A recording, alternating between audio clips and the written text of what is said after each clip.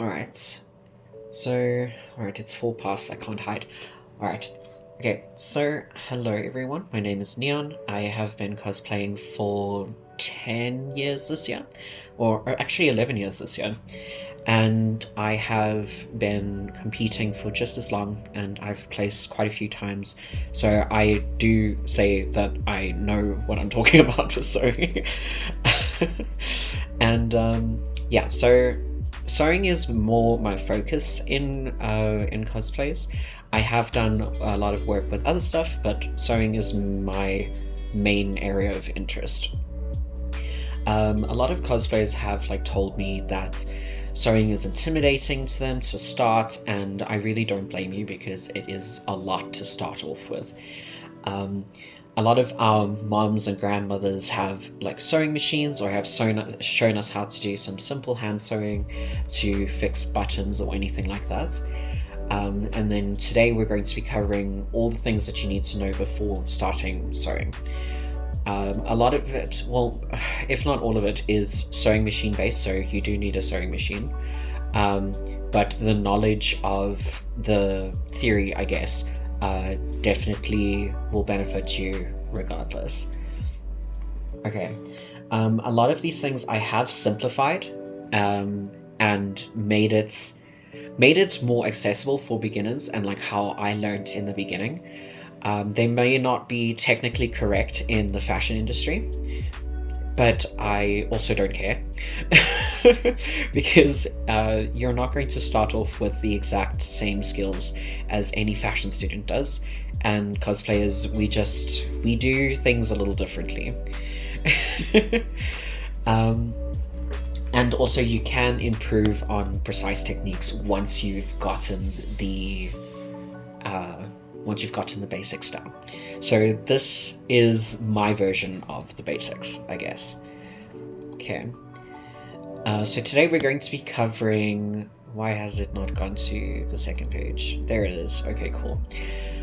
Alright, so today we're going to be covering sewing tools, parts of sewing machines like the actual machine parts, stitch types, length, machine feet, materials, measurements, patterns, finishings, the ultimate sewing process, and I actually didn't touch on alterations, so that's not supposed to be there. You're restarting your CECA outfit? Oh, that is very close to the time. I am so sorry. I will be looking at the chat, so if there's anything I can answer immediately, then I'm going to answer. But some of the stuff will be answered later on in the presentation, so if I don't answer, then you can always ask again at the end, and I'll get right to you. Alrighty, so we're going to start off with tools.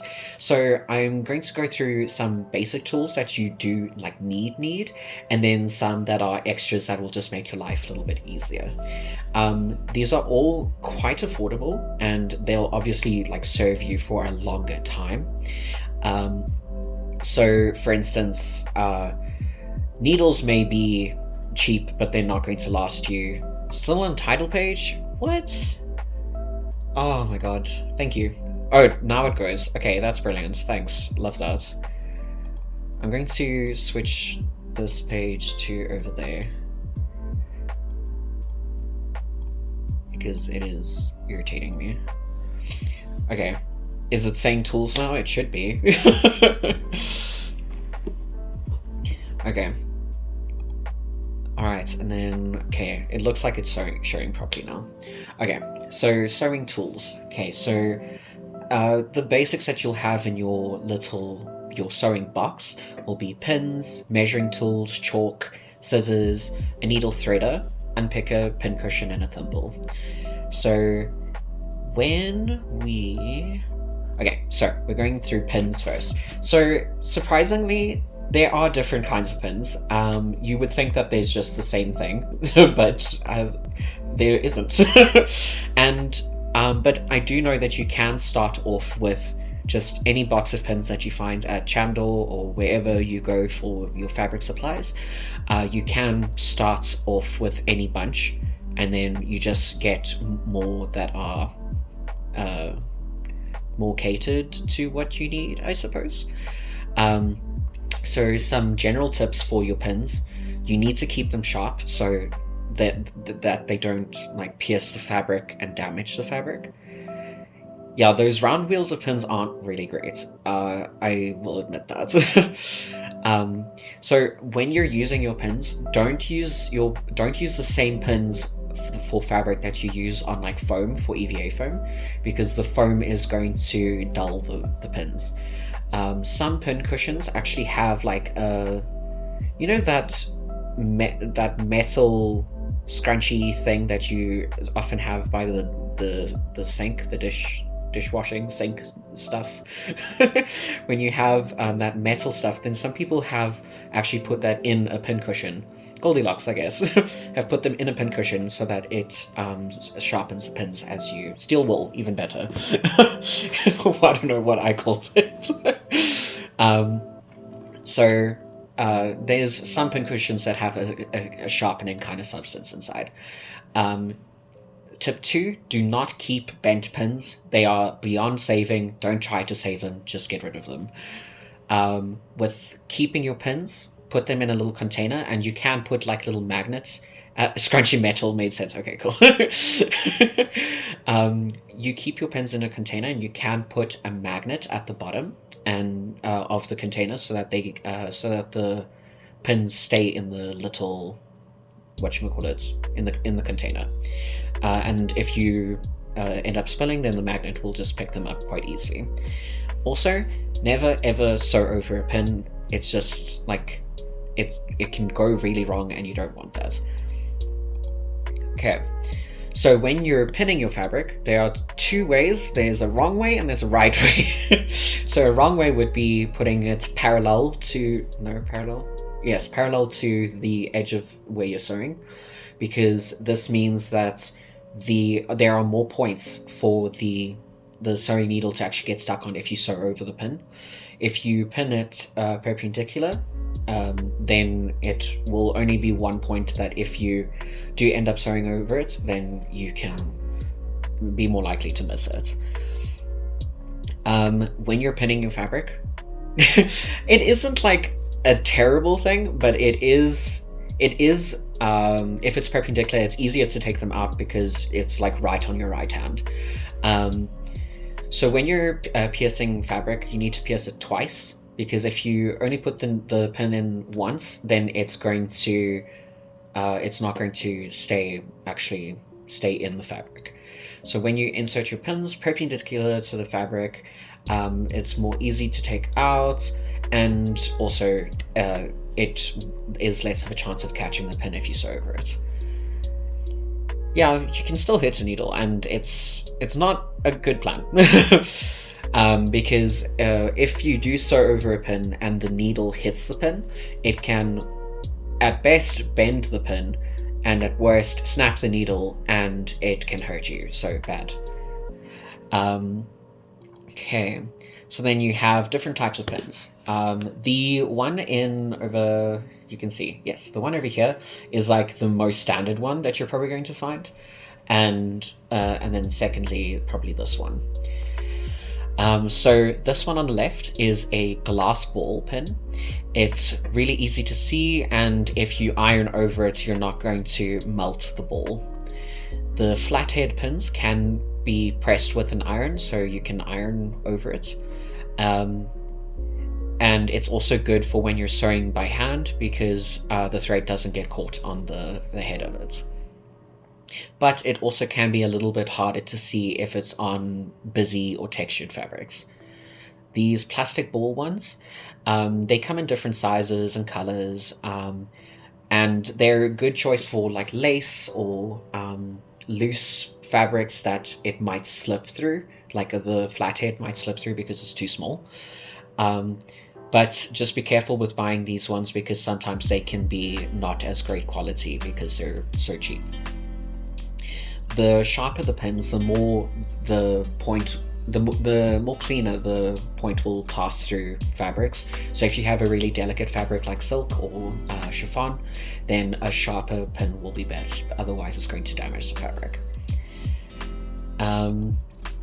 There is apparently, I have never found them, but there are apparently pins that are specifically ball points, which are for stretch fabrics and knit fabrics. So I will get more into that a little bit later, but I've never found them, so it's okay.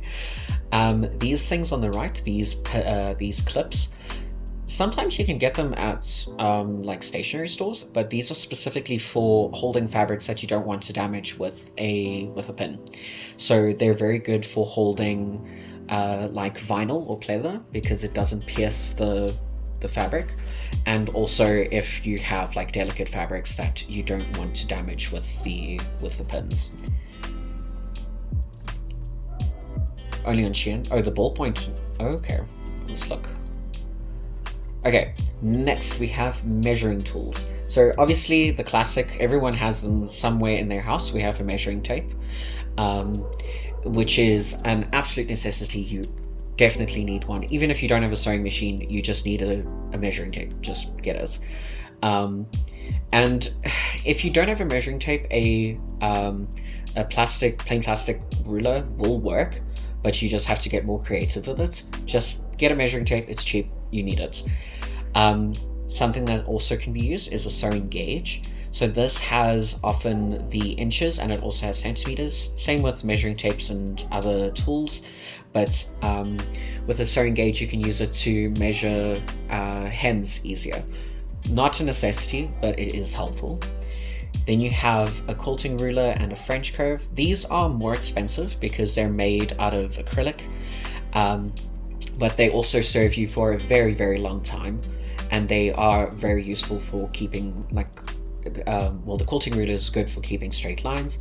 French curve, I admit that I don't own one. I've never used one, but I assume it makes things easier when you're doing, for instance, it's for armholes and necklines, and one day in future I may be blessed with one, but today is not that day. Okay, and making patterns, exactly. Okay, so you have marking tools. So you would use tailor's chalk, like this, or you would use a water erasable pen or a heat erasable pen. When you need to mark fabric, like for seam allowance or zippers, or darts, buttons, then that's what you use the markers for. You can also use them to mark like the wrong side from the right side if it's difficult to tell. Tailor's chalk comes in different colors that will work on different colored fabrics. So like white would work best on darker fabric, and blue works well on white fabric. The chalk will wash out really easily, and when you have enough friction, you can actually brush it off the fabric. Yes, heat erasable pens will reappear when it's cold, so I prefer water erasable. And you can, okay, so the water erasable and heat erasable, they do just that. They can be a little bit harder to find, and also they dry up fairly quickly, so that's why I just prefer using chalk. In an emergency that you need to mark something and you do not have chalk or markers, you can actually use a bar of soap, like just normal Dove soap, and that you can mark. Oh, there we go, Lily. You can literally just mark the fabric, and it will wash out fairly easily. Sometimes it can permanently mark the fabric, so just depending on the situation, so just be a little bit careful, but it is quite useful in a pinch. Okay, sewing scissors. The sewing scissors are so important, and they need to be sharp. If you don't have sharp fabric cutting scissors, I guess. If you don't have sharp scissors, they're going to damage the fabric as you cut. They're not going to cut properly. It's just not going to work. If you invest in a good pair of fabric scissors now, it will last you forever. I've still got a pair of scissors that I started with, and they're still amazing. And they were pretty expensive, but like it was a good purchase, and it's lasted me. Do not let any person use your sewing scissors for anything except fabric. Guard it with your life. Yes, do not use them on foam. Do not use them on cardboard, on paper, on anything. That's not what they're used for. So if someone uses your fabric scissors, on something that's not fabric, then you can kill them with it, because it's worthless anyway. They must not touch your fabric scissors. That being said, you also get a bunch of different types. So you have the like smaller scissors, and then you have like thread cutters as well. These are useful for when you are in front of the sewing machine and you're sewing and you just need to cut the thread. So we then use them for fabric. They're useful because then you don't have to have like a large pair of scissors cutting smaller things. It's just for efficiency, but like I said, it's not completely necessary. A rotary blade is very good for cutting wiggly fabrics that likes to move. Like I know organza is a little bit difficult, but you must use it on like a cutting mat or something, otherwise it's going to damage your dining room table and then your mom never talks to you again. The blade is also good if you have like bad wrists or difficulty using scissors. So it is, if you have like specific needs, then a rotary blade is also a good idea. And then on the right, we have pinking shears. So they are definitely not a necessity, but they are also nice to have. They cut, like, you know, those paper scissors that we would get when we were kids that cut in zigzags. These are those, but they're sharper. So they will cut a zigzag line on the edge of a fabric, and it'll make it that it's less likely to fray. Alrighty. Okay. Electric scissors just sounds a little too extra. I'm not doing that. Okay, other sewing tools. So this stuff you don't necessarily need. This is just for fun. So a needle threader, which is this thing in the top. I know my pictures are in very good position, so don't eat me. So the needle threader is very good for if you are struggling to thread a needle, or if the hole's too small, you're too shaky, anything like that, it's good for threading a needle for you. Over here we have an unpicker. So an unpicker is the universal symbol of frustration and failure and disappointment. If you see a sewist with an unpicker out, then don't talk to them because they're grieving. An unpicker you use to unpick seams. Very technical. Basically, you use it if you sewed a straight line in the wrong place, and you just need to unpick it. That's what it's used for. But you can use quick unpick, but you can use small scissors. I actually use smaller scissors because it gives me more control, but I also know that people have different preferences. This pincushion, I don't know why the tomato is such a common thing, but if you're looking for a pincushion, it is most likely you're going to find this tomato. I don't know why, but it is. I actually don't own a tomato, surprisingly, but I know how common they are. A pincushion will help keep all your pins in one place, and it's easier to grab them. I have both a pincushion and a little container for my pins. These tomatoes specifically are extremely cheap. Obviously you can get fancier ones, you can even make one if you want, but the tomato is always there for you.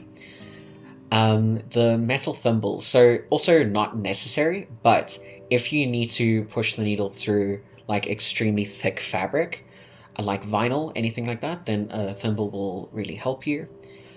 And then this thing on this side, I made a simple one because I didn't know that they actually existed. Yes, use pliers. So I didn't know these existed. And then when I found it, I am in love. We are getting married. I will be making one of these when I have time, because it sorts your currently used needles, your sewing needles, into the denim, leather, microtex, stretch. Thank you for your congratulations, Toto. Universal, and then also the thickness of the needles, and it looks amazing. I'm going to make it. It's going to happen just after Comic-Con, because you guys know the stress for that. Okay. Alright. On tools, before we move on, actually, does anyone have any questions? Because next we're going to be going into sewing machines and all the things that come with sewing machines.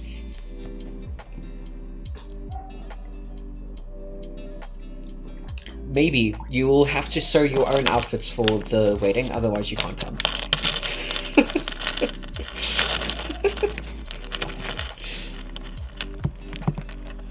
Will it be live stream?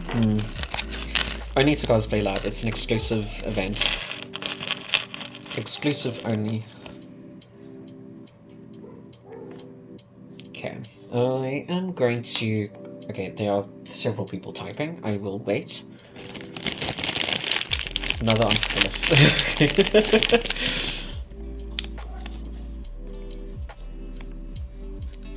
Late to the wedding, you're very slow at sewing. Well, you just need to get faster so you can be at the wedding. It's your motivation. So just make sure you get on that. Okay, quick. And yes, throw bobbins, and I will catch them and keep them. All right. So sewing machines. Cool. So the sewing machine parts that you are most concerned about. So we have the foot pedal and power cord, which are, well, you need them. No, I'm just kidding. So the power cord, obviously, you need to make sure it's plugged in, because I've done that. Foot pedal is what controls the speed of what you're sewing. Needles will have different positions and stitches, and you also get different types. You get bobbins, which are little spools of thread. You get the winder for the bobbins. You get the holder for the bobbins. You get different stitch knobs, and you get different levers. Cool. You commission me for your wedding outfit. That's acceptable. Okay, so all sewing machines are different, but they all have much of a muchness. They mostly have the same things. So they'll all have a place for the spool of thread to go, and then there's also a little thing over here, and then there's the dial for the thread tension. There's a dial for the position of the needle, for length for stitches, width for stitches, presser foot, needle, bobbin, blah blah blah blah blah. Most of this will be the same in your machines. So this is a typical mechanical sewing machine, this heavy duty Singer that I actually really desire in my life. And then you will get also more electronic ones that have like a little panel and stuff like that. Yes, some machines actually have like a thread cutter on it. I've never used it because it gets dull so quickly and I don't like it, so I just never use it. Okay, and then so needles. Cool. So you get different needles for different fabrics. So you get the universal needle, which is obviously what you will use the most. It's your go-to for most woven fabrics. It's your like all-purpose needle. Then you have the ballpoint needle, which is pretty similar to the stretch needle. They're pretty similar. They have a rounded tip that slides between the threads instead of cutting through them, so this avoids like snags and just not sewing properly. Because if you don't use a stretch needle, then the machine doesn't catch the threads at the right spot, and then you get skipped stitches. Alright, and then you get denim needles. Denim needles, where are they? It's not on here. Oh, yes. Denim and jeans, canvas. You can use them on vinyl as well. They are very, very strong and they can hurt. So please be careful. All needles will hurt. But specifically these really thick ones, please be careful when sewing.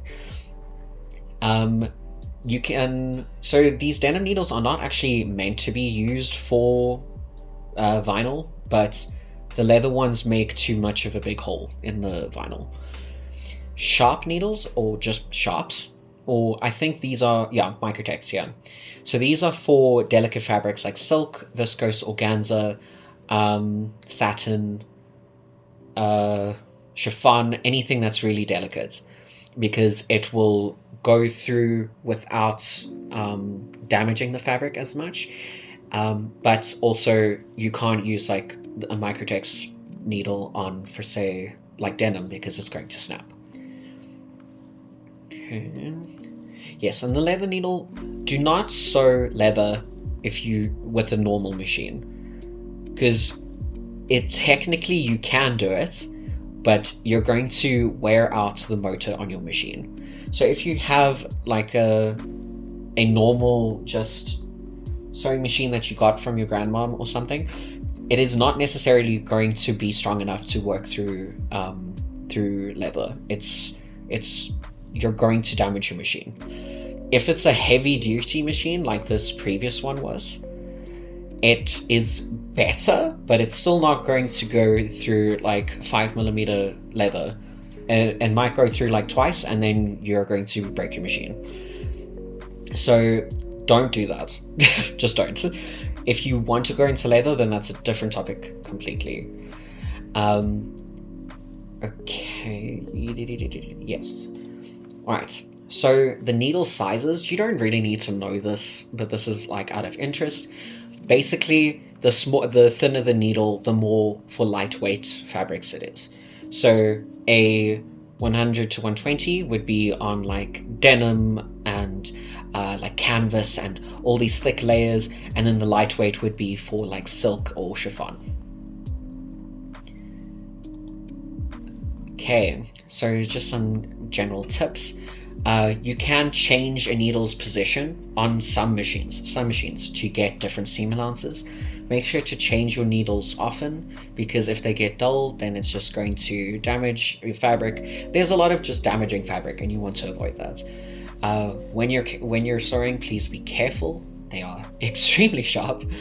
There is no shame in using a threader if you struggle to thread a needle. Try and use the right types of needles as often as possible, because it's just going to make your life easier. Zoe, basically with me, how I know that my needle, like if I'm busy sewing and it happens twice that it skips a thread, then it's instantly voted off the island and it's getting thrown away. And when you throw your needles away, you can also keep those little containers that the needles come in, and then use that to throw them away so that they don't hurt anybody in the rubbish or anything.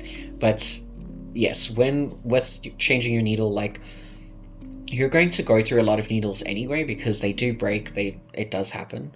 So often would probably be like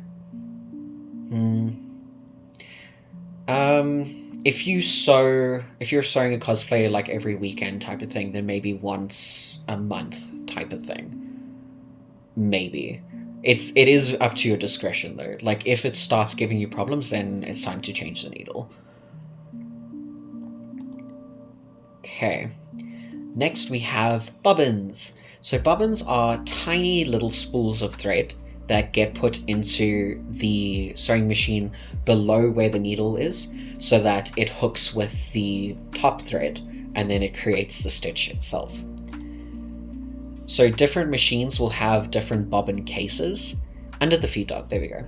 So this, so for instance, on this machine, it's right there under the needle over here.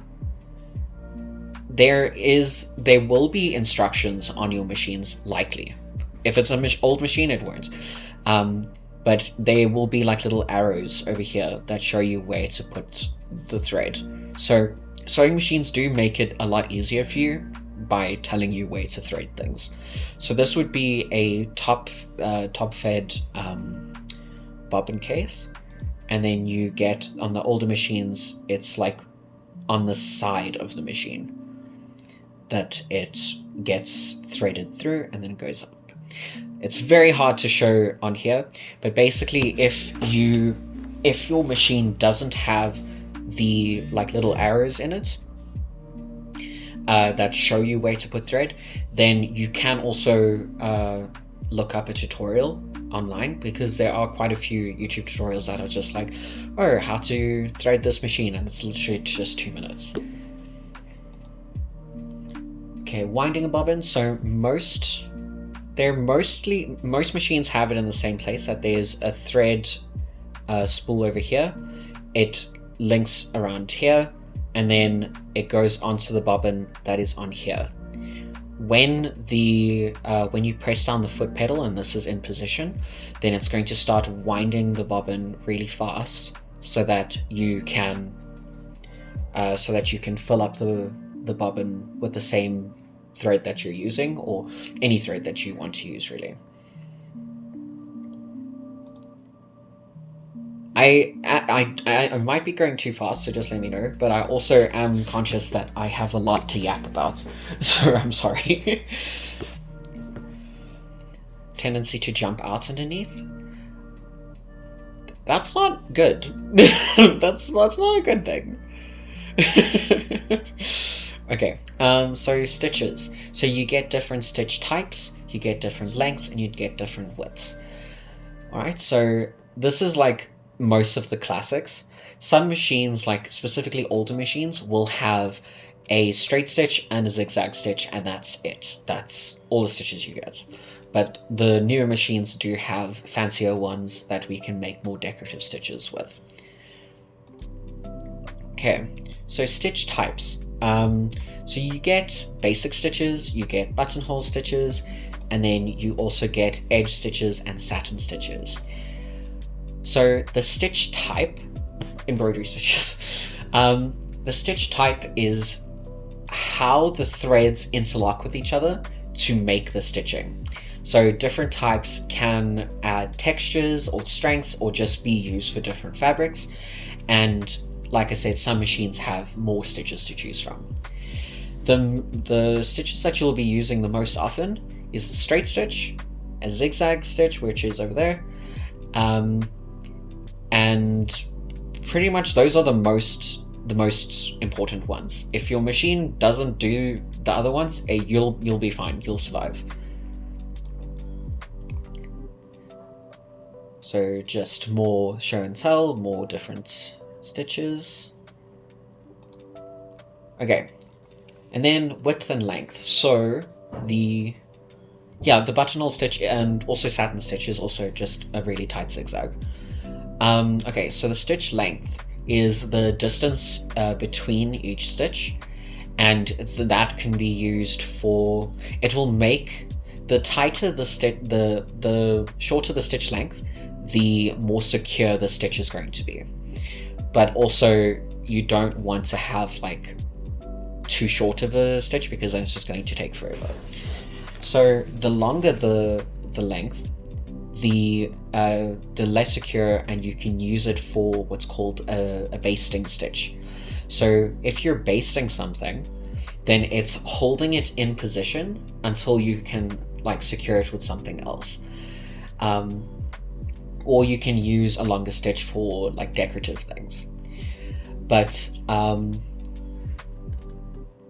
also some fabrics like vinyl, if you have a shorter stitch length, it will just dissolve the integrity of the fabric. For basted seams, they can be used triple stretch stitch. Yes, I do have it somewhere. I can go back as well. So a basting stitch can temporarily hold like a sleeve in place, or it can temporarily hem something until you see if you like the length. You can temporarily hold a zipper in place to make sure that it's not crooked.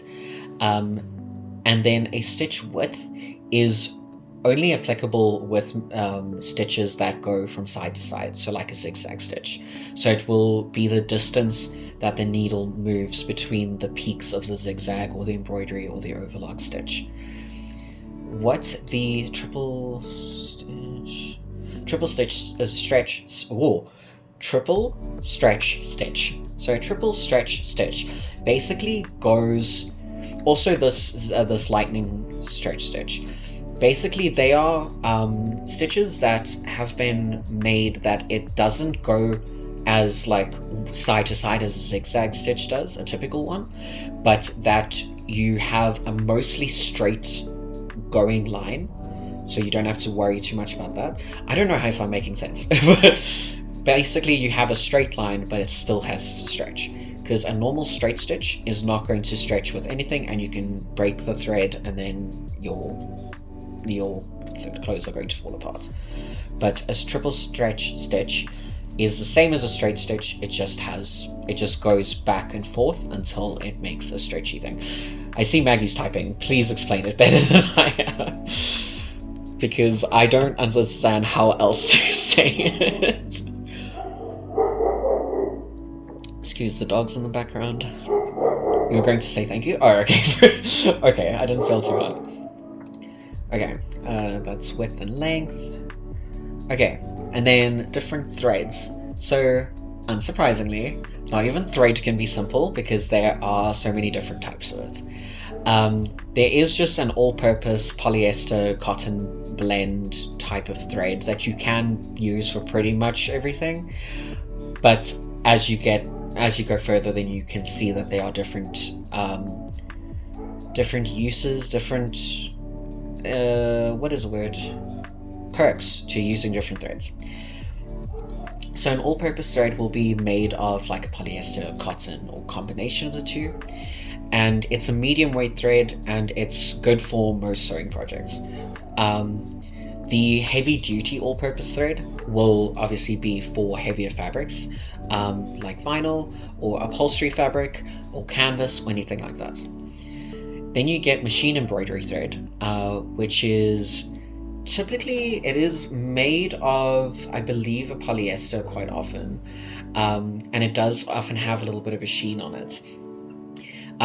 It is thinner and lighter weight, but it also, I don't know, it actually can be in a variety of different things, but it can look really pretty as like a decorative stitch. So you can use it for like if you're doing a nice satin stitch on something, or if you have a nice top stitch line that you want to, it just makes it look a lot nicer.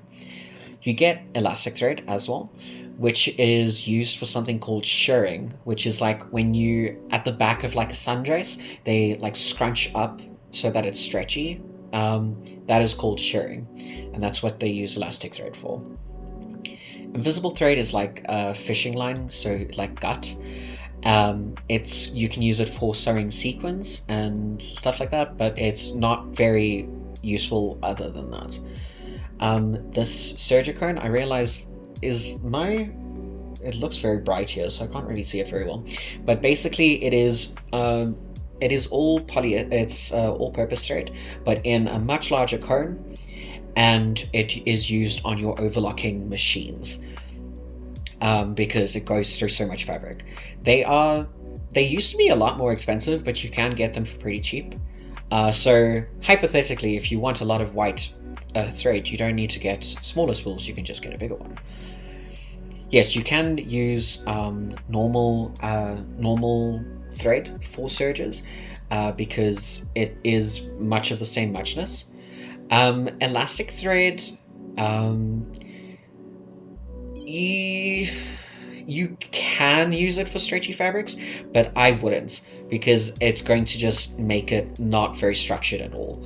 So elastic thread would be to make something elastic instead of used on elastic something. Does that make sense? Because for a stretchy fabric, if you use an elastic thread, it isn't going to hold the same as like an all-purpose thread would. Several people are typing. Have I said something controversial?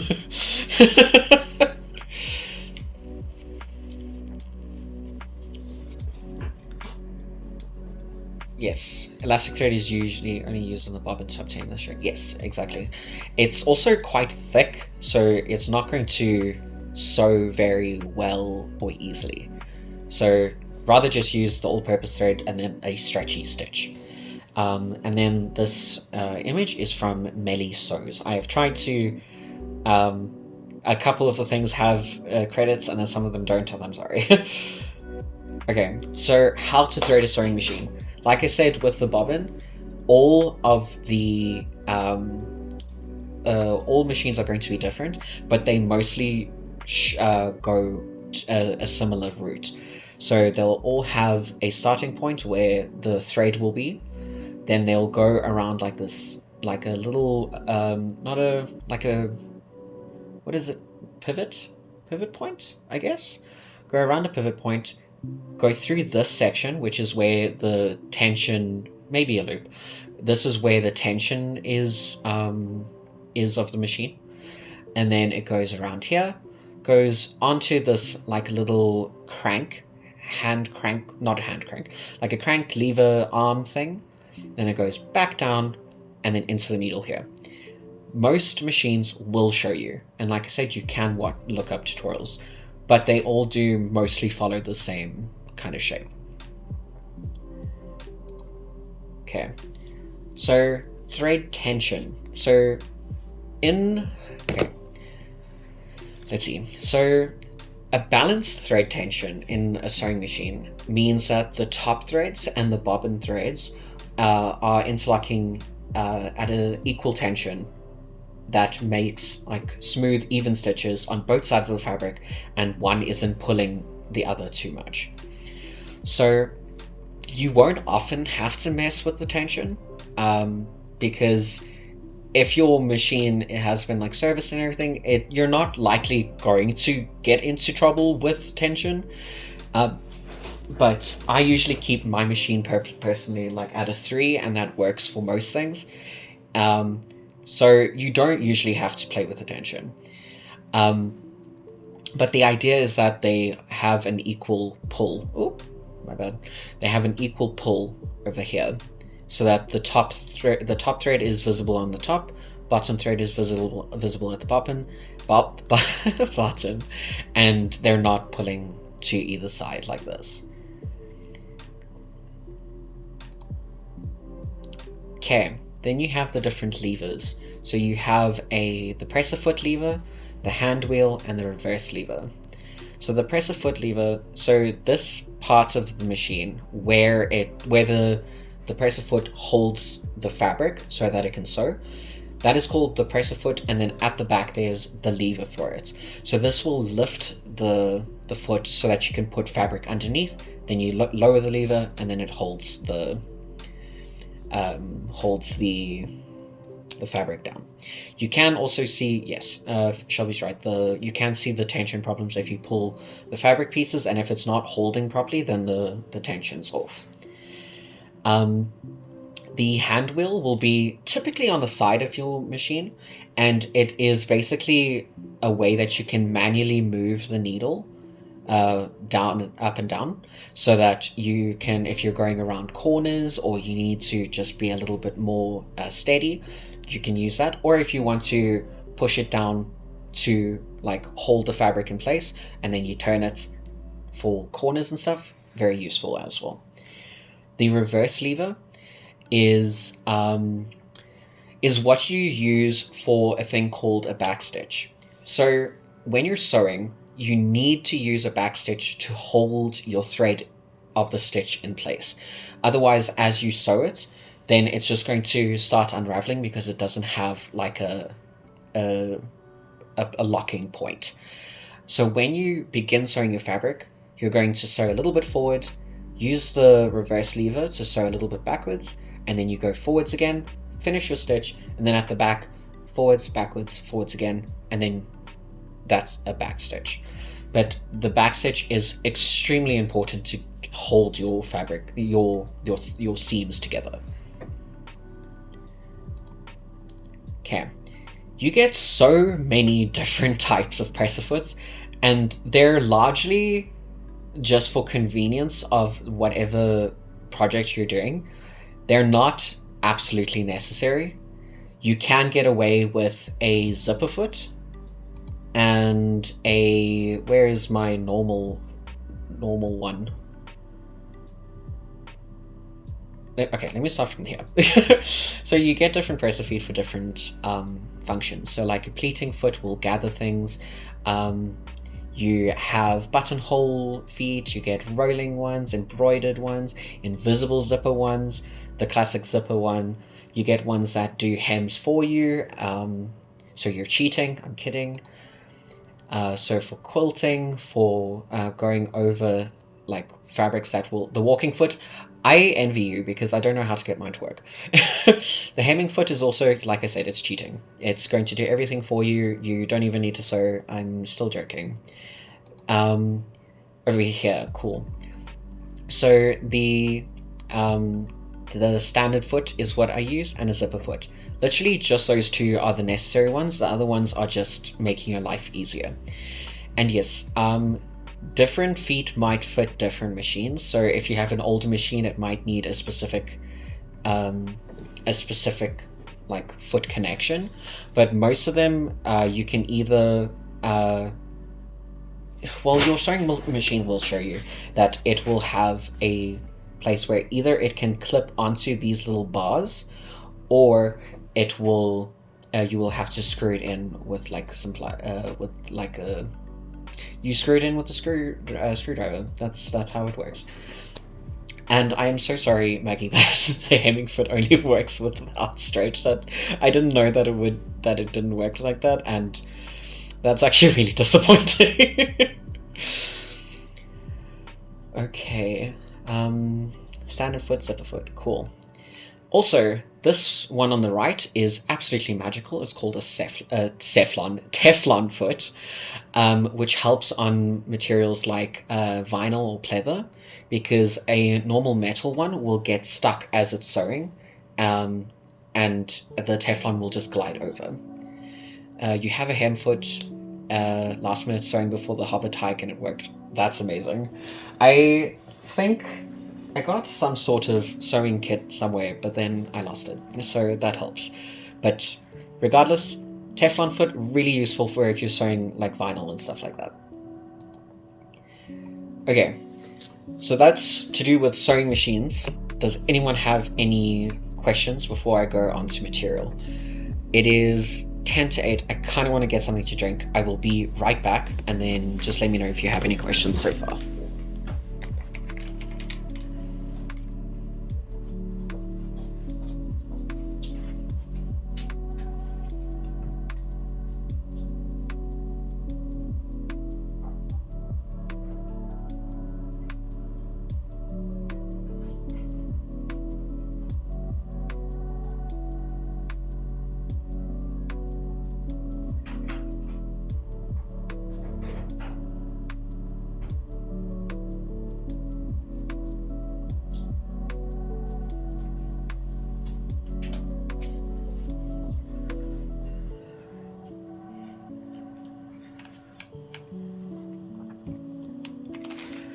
Okay, thank you for waiting.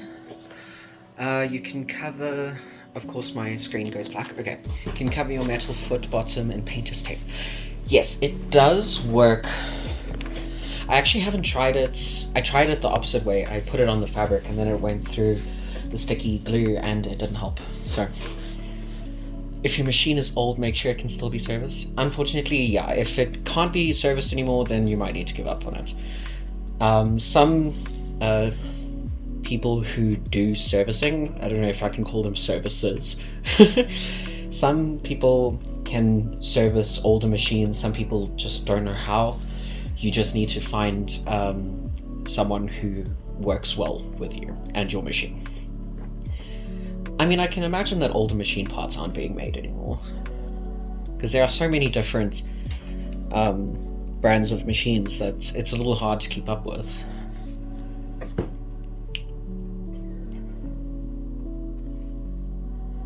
Okay, right, so now we're going on to fabric and material. So, material, unfortunately, also isn't just plain straight, there we go, it's how it is. So it has different parts to it. So it is made up of the warp, the weft, the selvage, and then it has right and wrong sides. It is going to be a lot of explanation, but I promise it does help in future. Should machine be serviced on a regular basis, or does it only get services if it starts being wonky? It should be regular. I just haven't been doing it regular because it's expensive in my situation.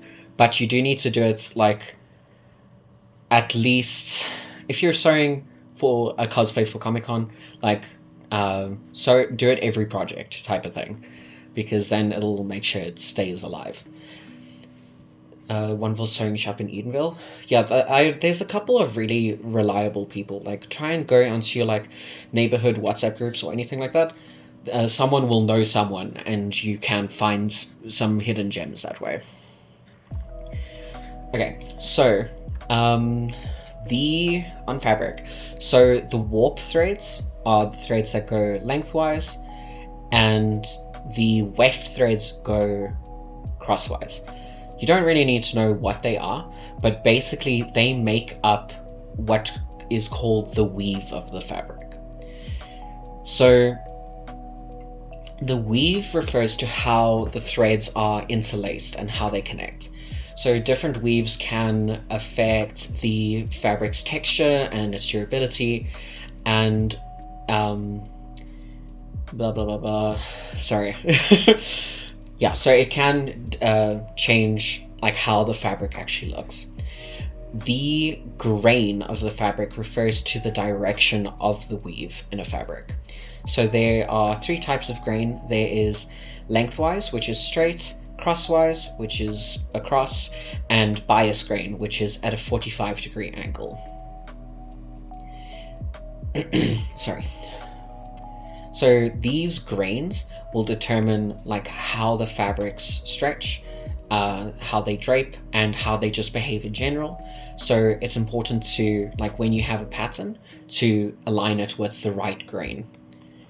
So the straight grain, the one that goes lengthwise, this one is parallel to what's called the selvage.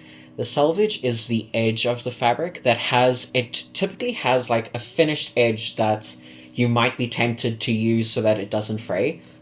Don't do it.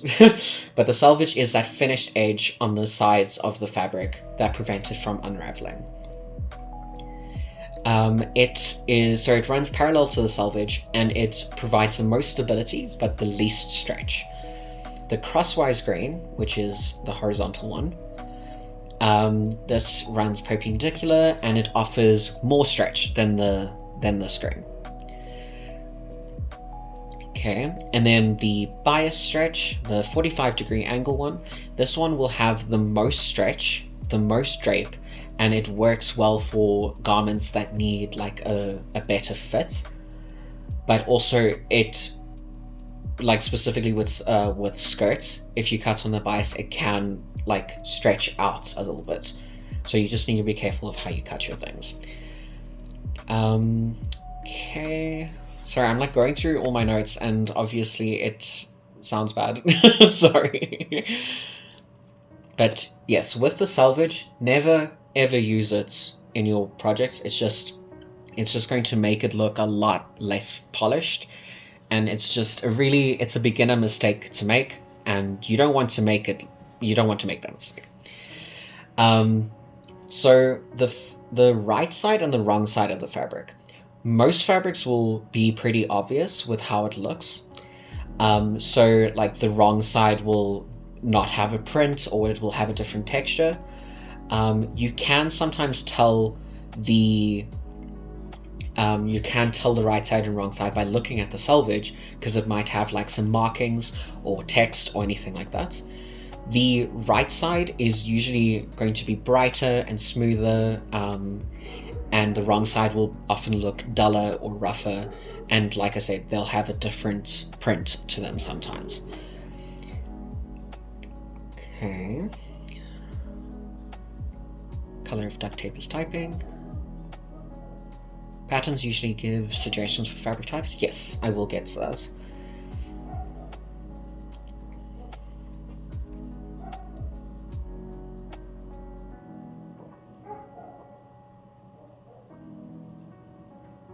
To anyone who wants to weave their own fabric, there is an excellent 3D printable Dobby loom file available on Etsy.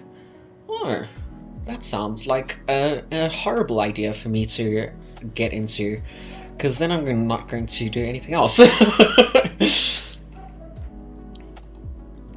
Okay, so this is a lot of text. You don't need to read all of it, don't worry. But basically, you will get guides to fabrics that will show you like it's like a cheat sheet. So for instance, a cotton fabric, it's a natural fiber, has a medium breathability, high comfort, it is not wrinkle resistant, it's a cool fabric, and it is machine washable. It would be very cool. That's why I don't want to do it. And then for instance, you get a satin fabric, which can be a natural synthetic fiber, medium breathability, high comfort, yes to wrinkle resistance. It is a warming fabric, and it is not machine washable. Still a material? It is a material. How is it? What are you talking about?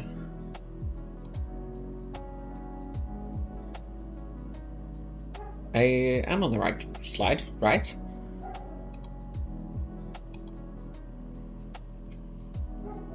No, I'm busy showing over here.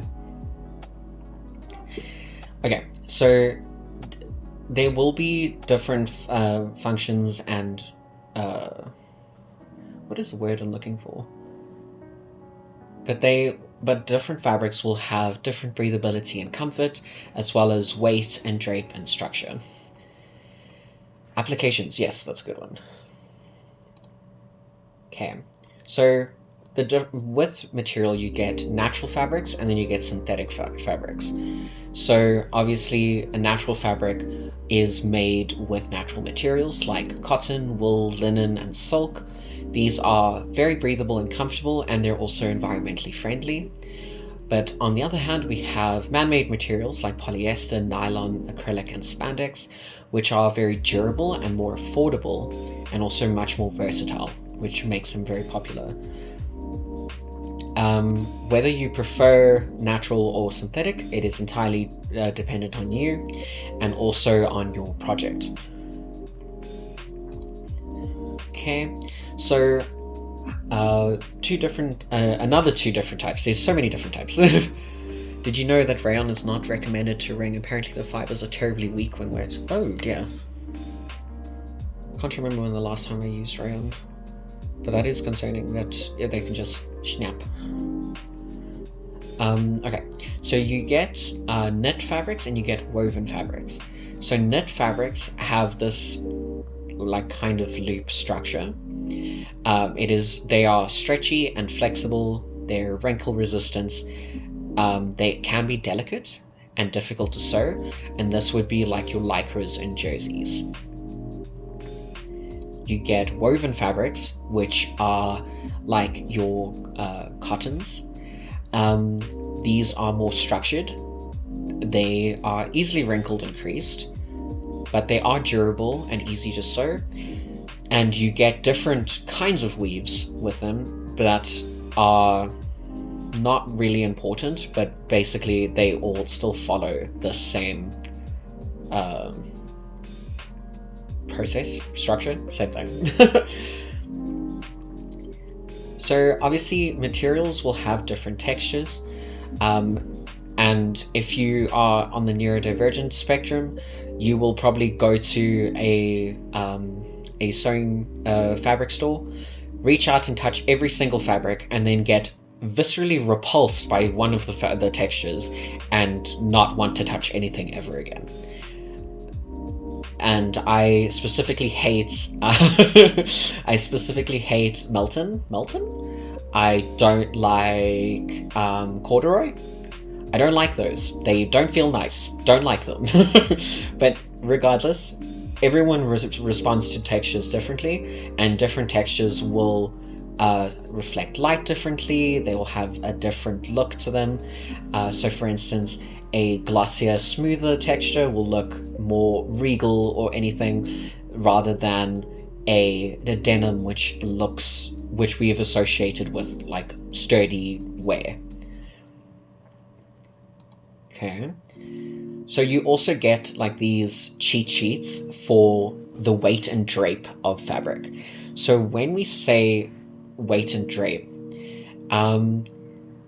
so when you look at a metric dance dress that has like this flowing material, that would be made of like a lightweight silk or chiffon instead of the structured fabric of the structured wool of like a winter coat kind of thing.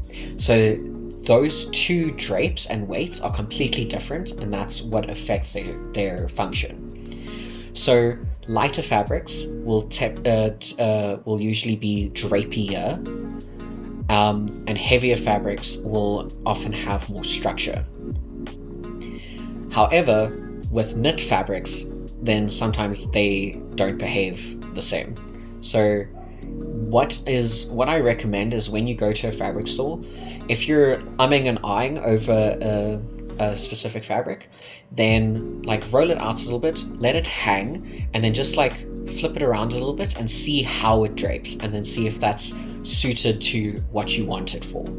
So for instance, a lightweight fabric that is still stiff and got structure will be like organza. A lightweight fabric that's very drapey would be chiffon. A heavyweight fabric that is very drapey would be flannel.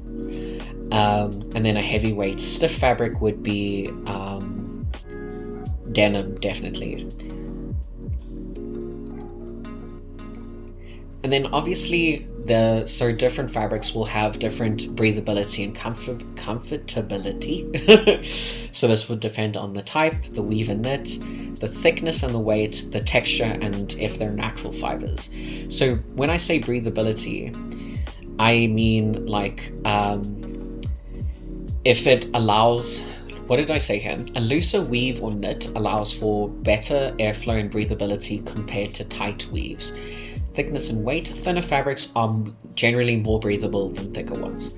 So, but it will go between quite a few types. Like for instance, some stretch fabrics will not be very breathable. Like I think scuba is not very breathable, but then a t-shirting cotton lycra is a lot more breathable, and that works better for you. A cotton is extremely breathable, but a mini mat is completely not breathable. Difference between a sauna suit and a wicking suit. Okay, so when you're choosing a fabric, you're basing it on the type of project, so what the function's going to be, what the fit must be like, and what the structure must be. You're going to base it on climate, which is something that no cosplayer ever does, because even cosplayers in Africa don't choose breathable fabrics, we just choose anything. You will base your choice on the color or pattern, the fiber content, so how comfortable it is, climate. Did I say it wrong? Climate? I don't know. Fiber content, so whether it's the comfort, the durability, texture. Oh, you're being silly. Okay, I see you, Shelby. I see you. Shelby's just bullying me. I see how it is. Obviously, price will play a large role in it, because as much as we want to use a really fancy, expensive fabric, sometimes we can't afford it. So for instance, we're not going to go to, there's a store in London called Herbert Evans that sells cotton for like 300 and something rand a meter, and I don't want to. You know about heat stroke, yeah. But you also get really cheap fabrics that won't lend a lot of quality to your project. So for instance, I don't believe that expensive fabrics makes a better cosplay, but I do believe it helps. So for instance, if you use pongee lining, it's like 20 rand a meter, or you want to use acetate lining, which is like 49 rand a meter. The price is it's not that different, but it does add up. However, the pongee lining is absolute horrible to work with. It frays and picks, and it's terrible. And then the acetate looks so much nicer. But you can still use the pongee lining. It is a tissue paper of lining. It's pathetic. But you can see how price does affect it, but it doesn't always. So you don't need to go for like the cashmere suiting fabric that is 300 rand a meter, but you can go for the wool fabric that is 150 rand, and then just like plan your material expenditure around that. This would all tie into personal preference. For instance, I made my link tunic out of a wool suiting because I preferred the look compared to the animation. whereas some people would prefer linen because it's more historically accurate. Yes, the upholstery and curtaining section of any fabric store is amazing for like really interesting fabrics that you wouldn't have thought to use. They do have a lot more textures and patterns and stuff, but they are also heavier weight, so just be prepared for that. Okay, any questions about materials before we go into patterns?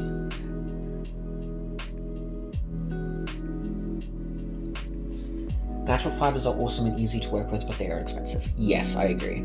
So for instance, like 100% cotton is, at my fabric store, it's 99 rand. But it's also so nice to work with.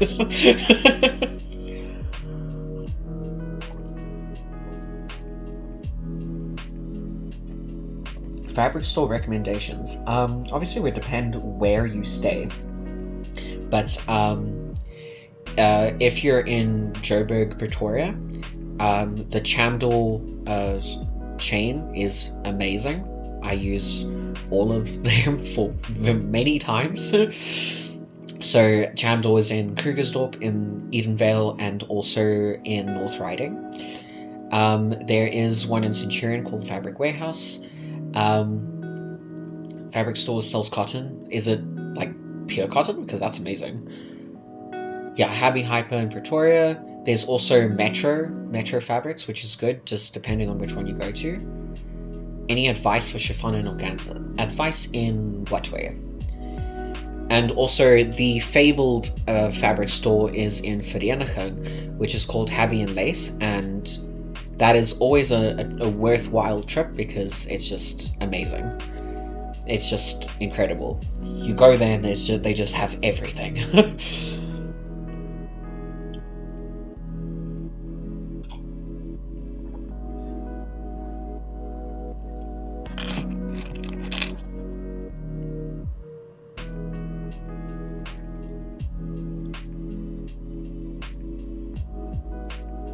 I'm waiting for several people to typing.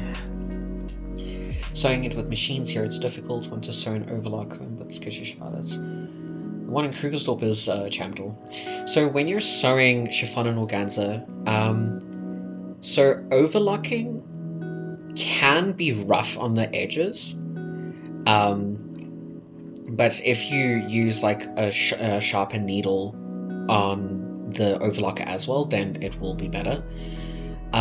For the edges, you can do like a rolled hem or like French seams. We'll get to those as well. But yeah, they are very delicate, so you do need to make sure that the edges are finished. Sewing it with machines, make sure you have a very sharp needle, and it is very wiggly. Maggie says a walking foot does amazing. I've never used a walking foot. I just kind of hope for the best and pray that the gods are with me. But practice also does help. As with anything, the more you practice, the better it's going to be for you.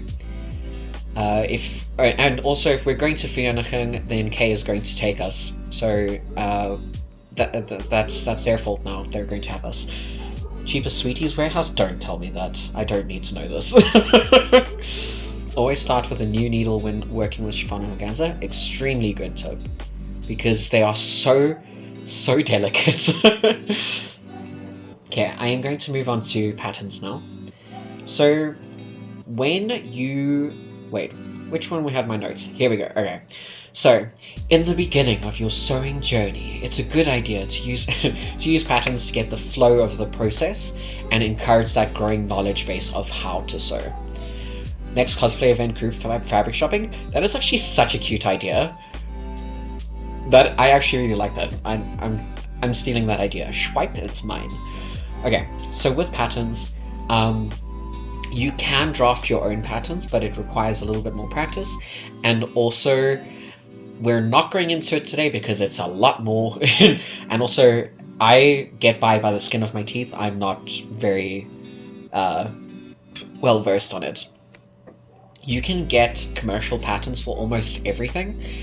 Shirts, pants, skirts, dresses, jackets, coats, and then even some actual cosplays have patterns specifically released for them. So, and Yaya Han also, our goddess of cosplay, she has also released her own pattern range, which is also very useful. Microtex needles, perfect. Yes, that is perfect. Okay, so patterns. So that this is what the outside of a pattern envelope will look like. It will have the pattern name and number over here, the graphic and a photo to show you how it sits, the sizing of what it's of the sizes of the pattern is going to fit, the description. It will sometimes be here, but it's not on here. There will be fabric suggestions on the back, notions on the back, and measurements on the back. Okay, I don't know why I put it here, my bad. Okay, so on the inside it'll have a bunch of this. So this is a different pattern, obviously, so it'll have an image of what it looks like. Is interested in drafting using a digital... Okay, DM me, please, me first. Okay, so this one recommends these fabrics. It recommends these notions, so thread, zipper, hook and eye, 5 buttons. And then these are the specific measurements that it fits, according to which pattern size. And then you will also see like the finished garment measurements, and then it'll be in different languages, obvious, I can't read that. And it'll tell you how much of fabric you're supposed to have.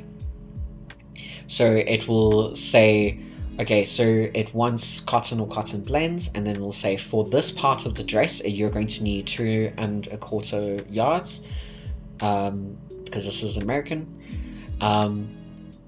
And then with a contrasting color for the collar, and then some interfacing. So this is very overwhelming, but it gives you almost everything, if not everything, that you need to know. In the inside of the pattern envelope, you will have an instruction sheet that I'll show on the next page. It will note the seam allowance, you'll have the pattern itself, you will have the sewing legend, which will show you all the, like, what all the symbols mean. If the dogs could stop barking next door, I would really like that.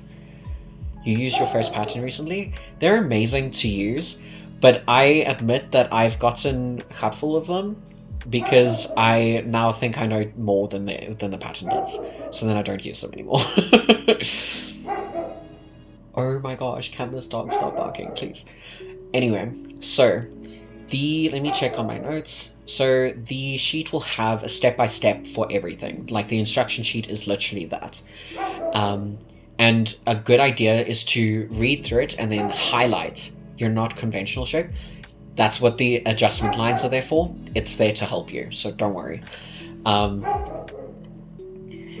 then, okay, so you read through the instructions, you hope for the dogs to stop barking next door, and it will, the instructions will show you good cutting layouts, how to arrange the pattern on the fabric that allows you the best use of your fabric, and also will show you views on optional styles and stuff. Sorry, this dog is really throwing me off. Highlighting information is important, so literally go through here and then just highlight things that are important. But let's see. Seam allowance. Seam allowance sometimes won't be noted. Isn't very loud. Oh, thank God. Okay, so it's just in my ears. That's fine. Thank you, Toto. I love you. So seam allowance will often be... Maggie, what is the basic one that most patterns have? I think it's 5/8 of an inch. A new website focused on building a sewing community is Threadloop. They allow you to filter for patterns you need and provide good reviews. Okay. Yeah, it's 5/8 of an inch or 1.5 centimeters. I often decrease it to 1 centimeter. I don't know when I started doing that, but I did. But generally it'll be about 5/8, and you will see its personal drafting, commercial patterns 1.5. Okay. Because you do see on the plate on your machine, where the sewing foot goes onto, there are markings typically where for the measurements of the seam allowance. December project, find a decent pattern I like and not be overwhelmed or intimidated and get it done. Don't be afraid of being intimidated. Don't be afraid of fear, because that makes it that we feel so much more accomplished when we do it. Because if you look at something and you say, this is intimidating, this is overwhelming, I am scared, once you do it, you actually did it. You did that thing and you did it well. So don't be afraid. Don't be afraid. Underwear usually uses 5mm. Oh, okay. Failure is only a lesson to improve. Oh, there we go. Adjustment lines. Sorry, you can see that I'm ADHD and my medication is worn off.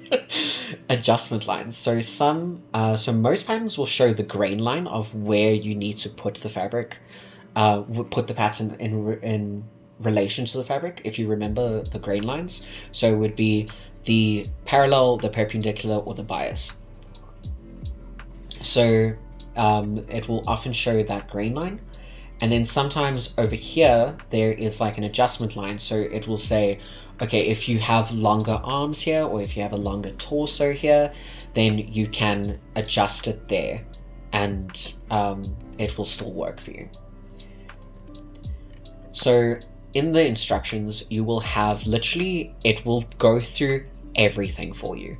How to prepare the pattern, how to lengthen or shorten, what the different pattern markings mean, the cutting directions, the right side and wrong side, interfacing, lining, like it goes through everything. And then it also goes into, okay, so these two seams together first, go these two seams next, do this next. It will hold your hand. That's why I get frustrated with it now, because I don't like being told what to do.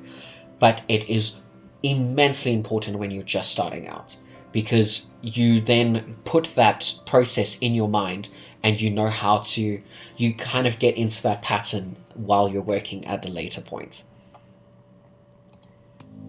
Okay, that is patterns. Now we're going into finishings. Any questions about patterns?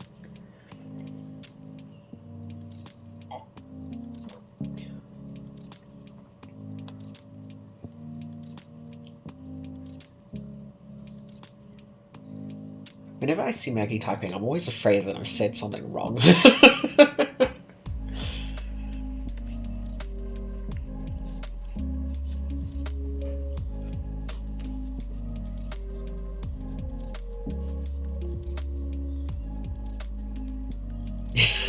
Thank you, Lily.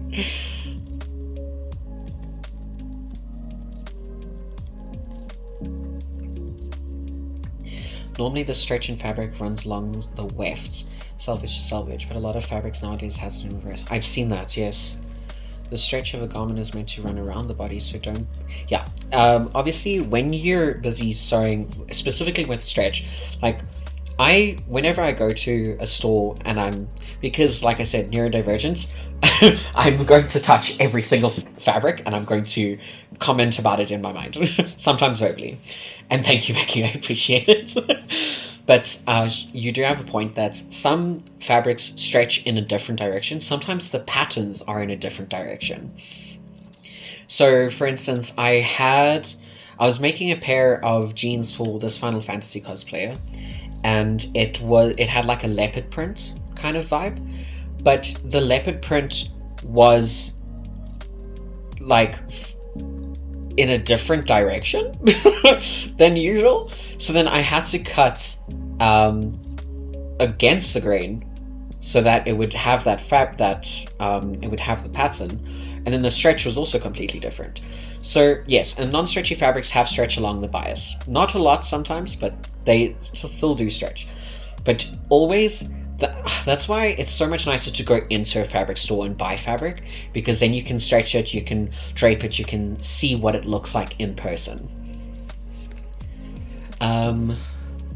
Aligning a fabric, misaligning fabric edges with a few millimeters. I admit that I don't understand. Tend to misalign my fabric edges.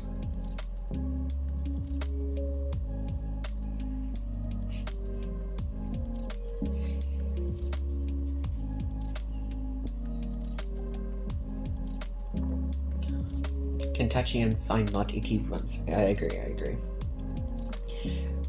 Because if I am ever sent a corduroy or Melton and I have to use it, I will cry. Do not like TM. Shame, we're putting so much pressure on Nosy Shadow that we're like, what are you saying?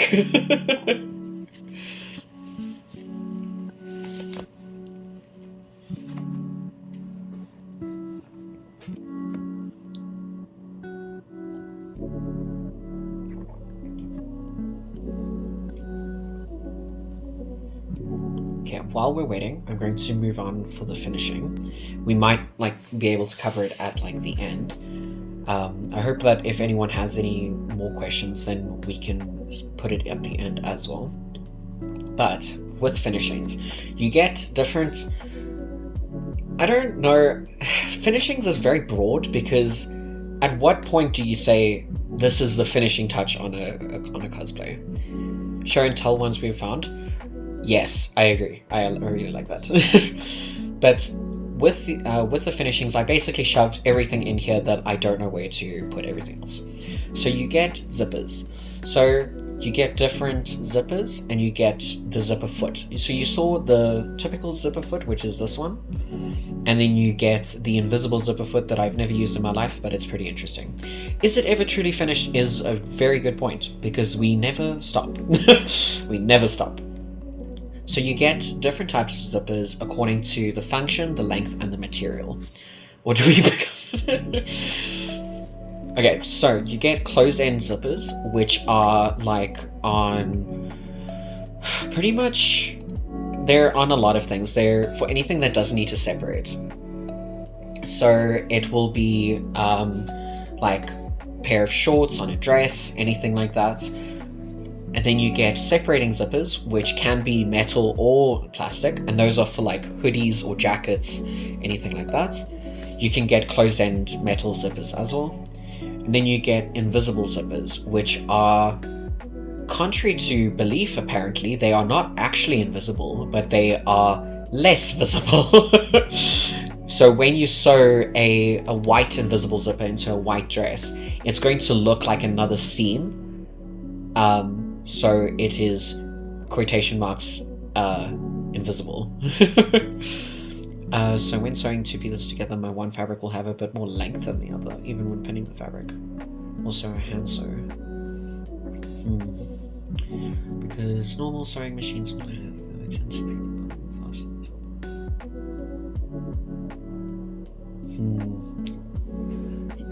Definitely pins would help. Also, if it's a wiggly fabric, then you can put weights on it. But pins will definitely help you keep the pieces more solid, question mark.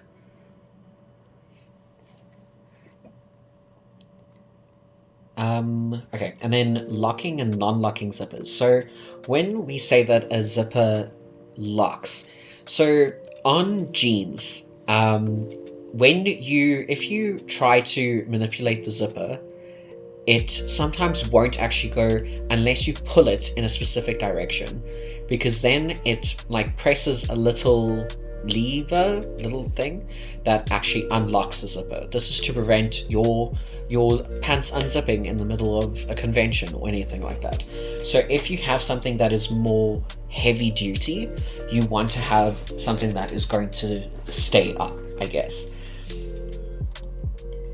So installing a zipper, I did have a list of how to install these zippers, but they are also very easy to look at tutorials for, because without showing you guys, it's going to be a little difficult for me to just yap about it, because it's going to be a little just throwing words at you. But basically it involves sewing one side down at a time, and then you can do a lot of different things, for the back of dresses that it's hidden. You can use basting stitches. You can have zips that are covered by pieces of fabric. You can have a lot of different applications of it. I don't, like I said, I don't want to just yap about how to do it because I don't think it's going to be as useful for you to just have words thrown at you. For buttons, most of us know how to sew buttons because our parents have taught us at some stage, but basically it's going to be securing your thread at the bottom, going through different points of the button, securing it at the bottom. So as with normal sewing with a sewing machine or any sewing, you need to secure your thread at the beginning and at the end, otherwise it's going to unravel. You do, when making buttonholes in fabric, you can use a buttonhole foot, which I technically do own, but I have been too scared to use. But you can do it manually with a normal, what is this called? Zigzag stitch. You can do a normal zigzag stitch and do it manually. Or some machines will have like a buttonhole stitch that will go with the buttonhole foot. So basically the idea of the idea of a buttonhole is finishing the edges of the hole so that they don't come apart with two lines of zigzag stitch, and then so this would be one line, this would be the other line, and then it would be finishing over there and over here. So when you've done that, you need to do this before you cut the hole, because otherwise you're just going to make your life difficult. Once the buttonhole is secured, then you take the dreaded unpicker or little small scissors, and then you cut a hole there. This is typically, this is too long of a zigzag stitch. It does need to be a little shorter, but I think that's just for illustration purposes. Okay, eyelets and grommets. I don't know why there has to be a difference, but apparently eyelets and grommets have a difference that matters. But the biggest difference is that eyelets have just this piece, and then grommets have this piece and this piece. So they both have the same function of enclosing a raw edge of a fabric hole to finish it. You'll see grommets used in things like corsets. You'll see them on shoes. You'll see with the shoelaces. Anything that has like a drawstring. After sewing before cutting, treat the area to be cut with fabric glue to yes, good idea. You do get, I know at Chandler they do sell something called anti-fray, which smells like pure alcohol, but it holds the fabric and prevents it from fraying, which is amazing. Okay, so grommets. So these are for anything that there needs to be a hole that's solid, I guess. So you'll see on some curtains, they'll have like those massive grommets that will go through the curtain railing. So these are usually installed, grommets and eyelets are usually installed with a pair of hand pliers. Why do you have PTSD? You'll either use a pair of hand pliers like this, or you'll use like these metal tools and then use a hammer. They can all have different qualities and they all have different sizes. So this tool will not work for a bigger eyelet, grommets thing. Several people are typing. So be careful when you're buying new eyelets, make sure that you have the tool to actually apply them. There is this really nice brand called Prim that makes the most amazing things, but they are so unnecessarily expensive, and I refuse to spend that much money on a pack of 20 eyelets, so I will not be doing that. You have a vague memory of eyelets and grommets being an argument in the room. Directly opposite Fabric Warehouse is a small shop that sells professional eyelets for corsets. Huh, okay. You got the industrial eyelet tool with those eyelets. I was putting in so many. I dislike you because you have something I want. I want one of those massive hand presses that I don't have to try very hard with. I want it. I desire it. And meanwhile, I am stuck with a hammer in the middle of the night trying to close my grommets. You can also use its hammer and tool, and also you get those hand presses as well. You can use it.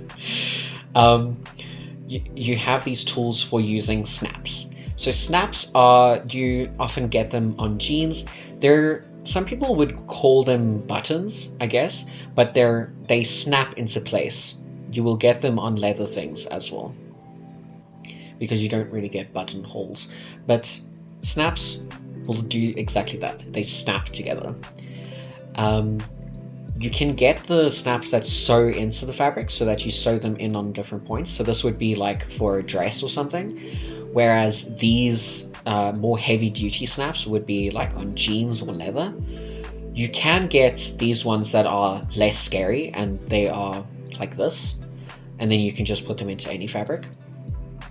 Just be careful that any fabric that you put a hole into, you need to make sure that that's not going to unravel.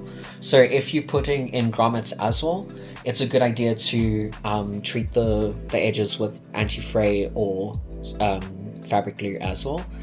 I did see this one tip many years ago, that on the edge of fraying fabric, if you wanted to have a specific look, you can use clear nail polish to finish it. Obviously it's not for like normal garmentry, but for cosplay it could work. Like if you have a cape that's meant to look frayed, but you don't want it to actually fray, you can just treat the edges with clear nail polish. Try and get that in a fashion course. So on fabric you will have raw edges. This looks like a selvage, honestly, I think. That's also a selvage. But you'll get raw edges, which is where it frays. And then we want to finish those with special stitches, and then how you connect and you hem the different fabrics. We're going to be discussing that now. Okay, so on majority of clothes, if not all clothes, you will see this complicated looking stitch on the inside. It's not technically the same because it depends on what clothes you are using, but an overlocking stitch or a serging machine will... Words! A serger or an overlocker will result in this stitch that holds the thread and prevents it from fraying. It is also good for making if you're making a hoodie or a bodysuit or something, this is also a stretchy stitch. What is the difference between the two? An overlocker and a serger are the same thing, they just taste different. I don't know why the words taste different, but they apparently do. So they are exactly the same thing. They're just called different things. An overlocking machine, America versus Britain. Oh, there we go. So the machine will have 4 threads that will go through these different tension wheels. They go through this complicated mess over here, and then they get fed through different points here. There are 2 needles, so, well, typically, sometimes you only use 1. This one is using this one's using 2. And then it will make this pattern. This is 1 thread, the red is another thread, the yellow is another thread, and I think there's a green in there as well. But if you don't have an overlocker, which most people don't, you can use a normal sewing machine. It is totally okay, you don't need a machine. 3-spool and 5-spool? Yeah, I have a 4. But on a normal sewing machine, you can use a stitch that basically has a straight line, and it has like little parts that go off. That's an overlocking stitch. That's perfect to keep in frayed edges. Or you can even use just a zigzag stitch. Zigzag stitch totally works. It just doesn't look as finished because that's just the nature of the zigzag. But it will still keep everything in place. It still works. So it is entirely valid. I used this for many years until I got my overlocker. So the whole point is to finish these edges so that they don't fray when we've put the seam in. Okay. This is, sorry, I'm going slowly because, oh, this is terrible quality. I'm going slowly because this is very, picture it in your mind. So we're going to go over these different seams now. I also hurt my nail and it really hurts. Okay, so you get a plain seam. A plain seam is literally just sew through the fabric once. Fabric goes right side to right side. Steal your mom's one. Well, technically the sewing machine is hers, but now it's mine. Tough. But when you're doing a plain seam, you sew right side to right side. Sorry about your nail, thank you. And it has one stitch, and then you can finish the edges. This is done with a normal. This is a pinked edge. They use a pinking shears. So there's only one seam, and then it's open. And always press open your seams, no matter what seam it is. Always press them.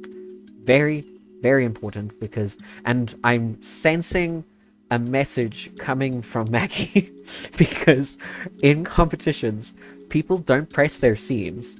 And then it just makes there you're typing. It just makes your cosplay look so unfinished and so unprofessional.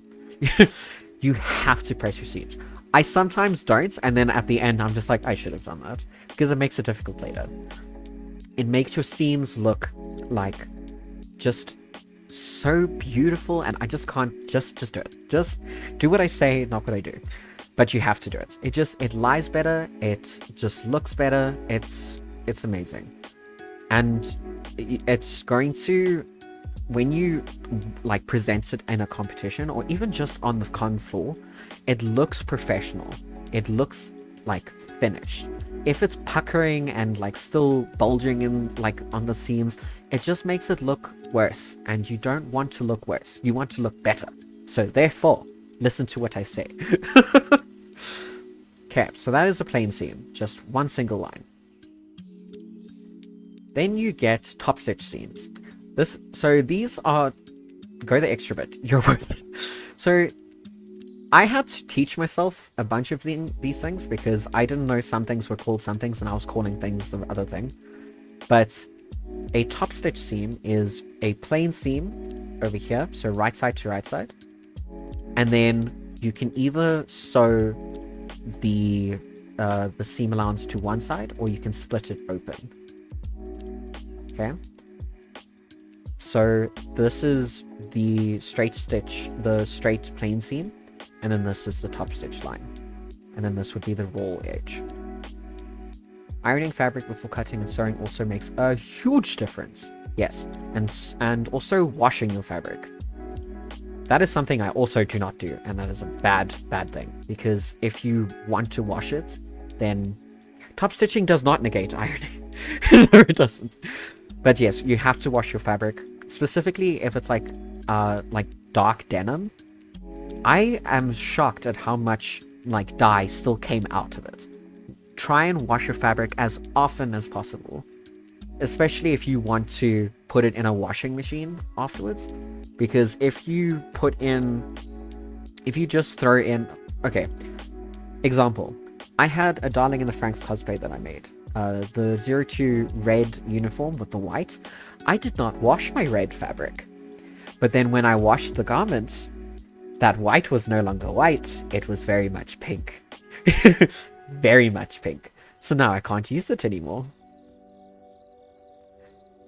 Yes, I hate it, but wash your fabric before. It sucks, I know, but wash your fabric. Also, just think of it this way as well. That's how you turn your She-Ra cosplay pink? Yeah. Think of it this way. When you buy clothes from the store, you know how our parents always were like, well, specifically our moms, were always like, wash your clothes before you wear them. Think of how many people, including us, have touched that fabric at the store.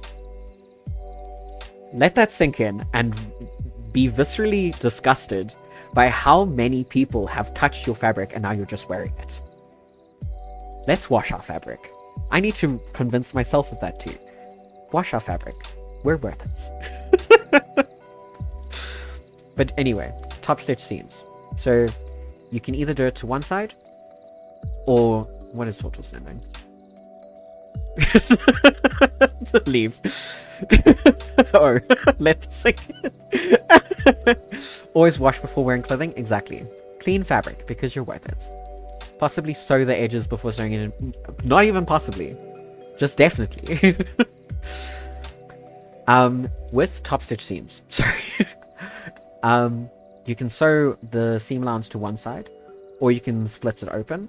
If you do split it open, it is weaker than this one, because this one has 2 points keeping it from coming apart.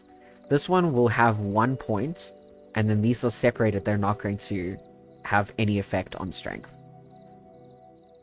I used to believe that that was what you had to do, but apparently you don't.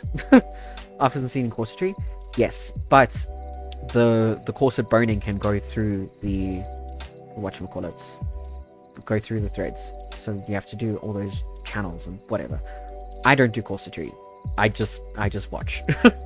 Wear all black, then never have to worry about it bleeding. What I do? Sure, okay. Okay. Apparently these are also a thing. Welt seams, which is this is also unnecessary. You're going to probably do very few of these stitches, but this involves sewing, I think, yeah, right side to right side, flipping it over, and then sewing this down. So basically exactly the same as... Ah! I did it wrong! Okay, so we're looking at my... There it is. You didn't see anything. So it's... I have lost my notes now. That's great. So this is a plain seam, trimming one seam down, and then flipping it over, and blah blah blah. It's largely unnecessary. However, it is very similar to this. It's just that one is shorter, from what I can see. And I don't really get the point. But it is still an option. French seams. They sound fancy because they are French. When you need to reduce bulk. Okay.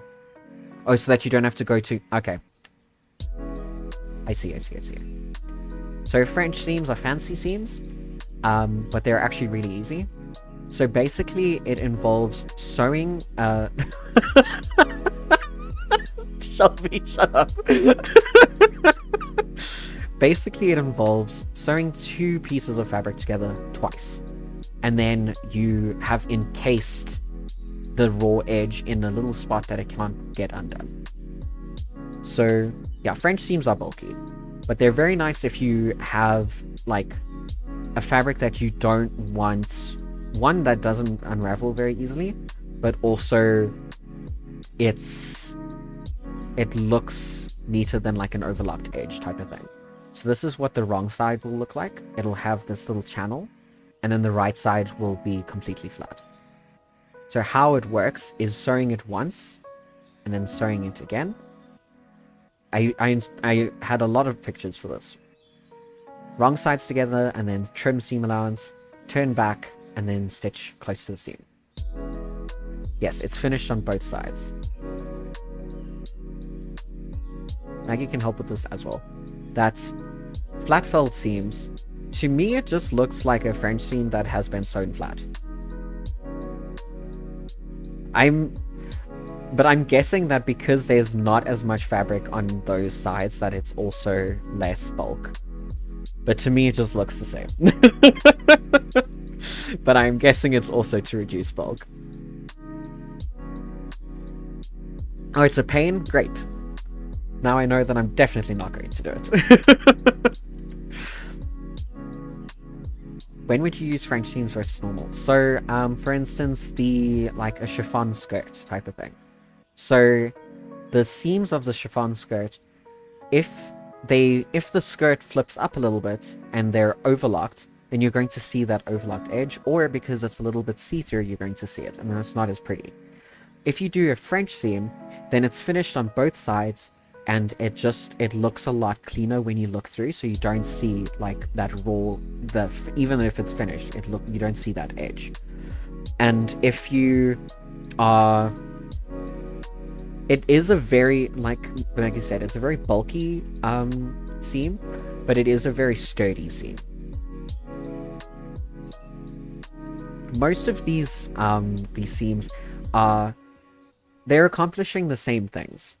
And French seams only work on straight edges. True. That is true. You can do it on sleeve holes though. But yeah, most of these things are they all do the same thing. They connect two pieces of fabric. And then, specifically in our cosplays, we do sometimes want a seam to be visible in a specific way. And we'll sometimes use the top stitching as decoration according to our reference photos. So whether or not we leave bulk, or keep bulk, or trim things, we're still trying to get the same look. Do you clip it in parts of the process to prevent puckering? Arms like, yes. You snip. You snip. And maybe I can get to that later. Hold on.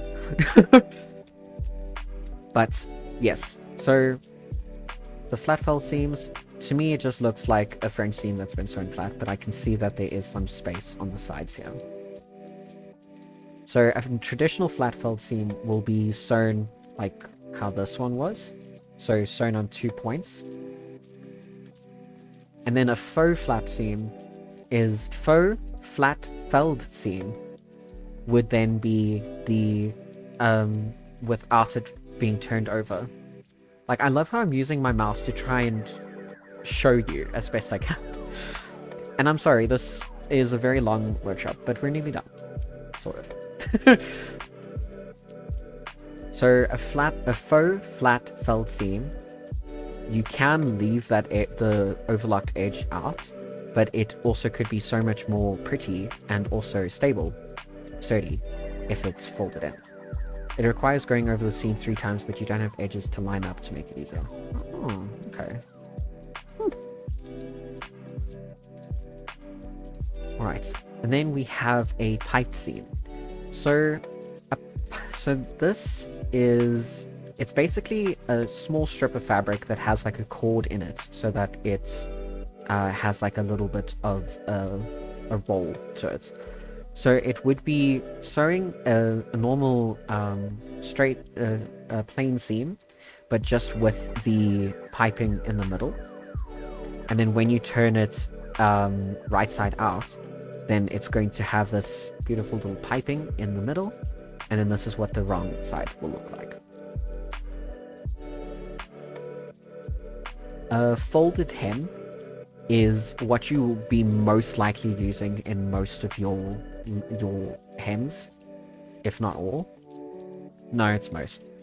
So you can have a single folded hem, which is with the finished edge just sewn down once, or you can have a double folded hem, which I think is, well, it's bulkier, but it's better, that you fold it over twice, and then it's clean on both sides.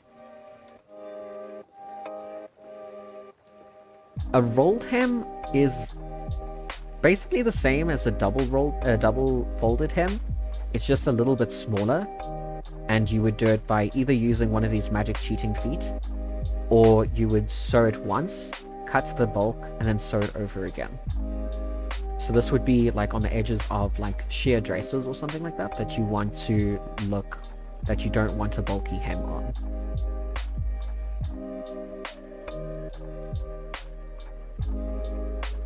Okay. Bias tape. So bias tape is a strip of fabric that is, if you remember, the bias is the 45-degree angle on the fabric.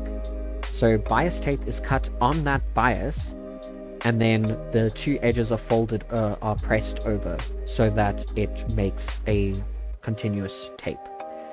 You can put bias tape on edges. You can put it on the inside of an edge, you can put it on the outside of an edge, and you can also fold it over completely so that it holds it both sides. How it would work is sewing, this looks like a a homemade bias tape, and then this one looks like a bought one.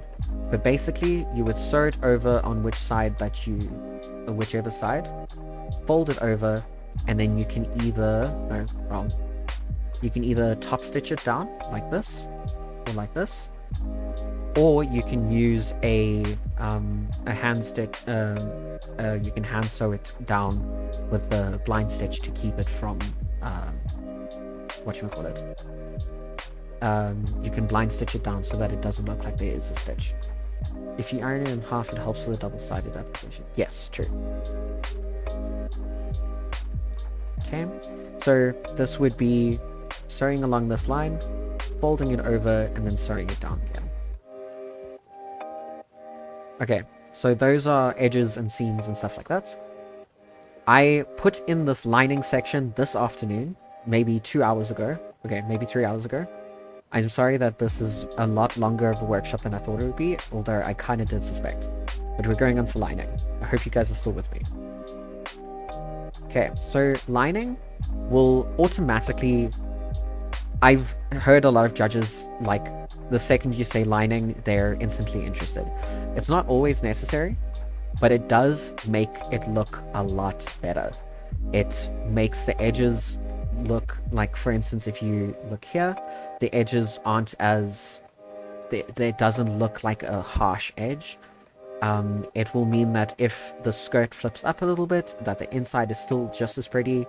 On jackets, it'll make sure that the inside of the jacket is also nice compared to the outside. You get a bunch of different types of linings. So you get a full lining, which is covering the entire inside of the garment, and it is attached at all edges. You can get a partial lining, which is when it's only covering parts of the inside, and it's often used for support or to reduce bulk. So this would often be like, you know, on like with a dress, the bodice is fine, and then the skirt has another slip underneath so that it isn't... So for modesty reasons, sometimes, or it helps with the structure. Then you get underlining. So this is cutting and sewing the lining and the fashion fabric together as one piece. And then this is this creates structure and strength, and then it's also for just visual effects. An interlining would be if you're putting like a thicker fabric in between the lining and the fashion fabric for to keep you warm. So like it would be like a batting or something like that. And then you get lining with facings. So that would be this one, and then also the next slide. So lining with facings would be if you want a specific part of the lining to show. So for example, like a blazer jacket that has a lapel that has the same fashion fabric, but I'll show you. Slide? Yes, it'll be on the next slide.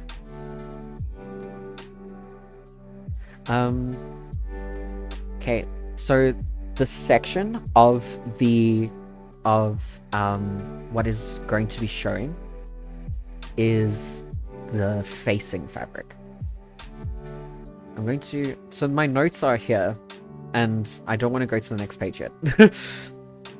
But basically, facing fabric is what's going to be like, what is going to show, but it is still part of the lining.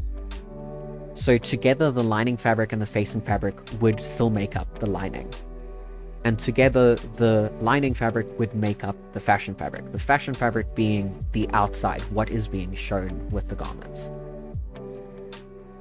Why is this so pixelated as well? But basically, so this part here is facing fabric, which is the same as the fashion fabric. And then this is lining.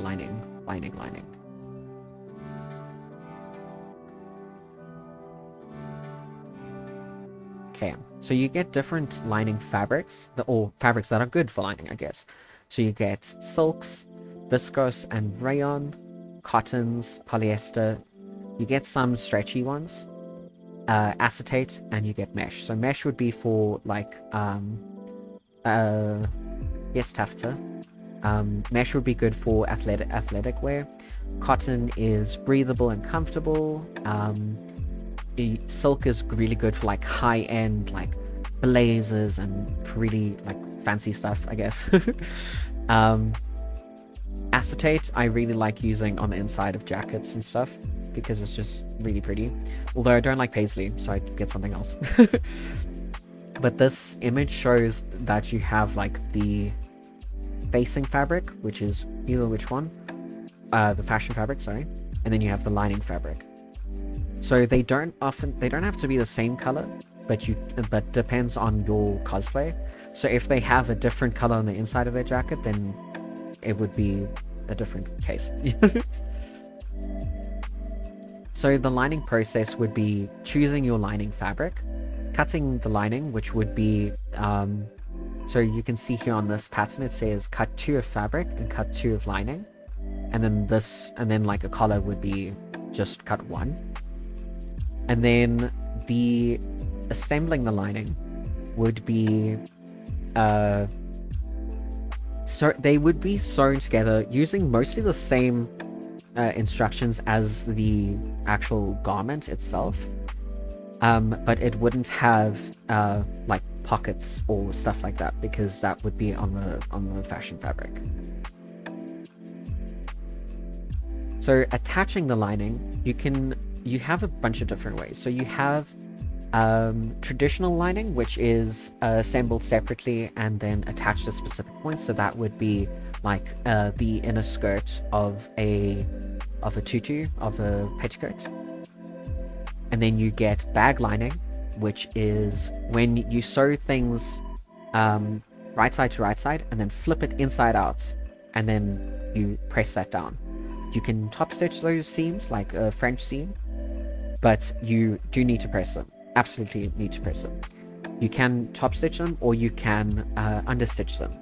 Understitch them is when you go through only the lining and the seam allowance, so that there's no line visible on the fashion fabric.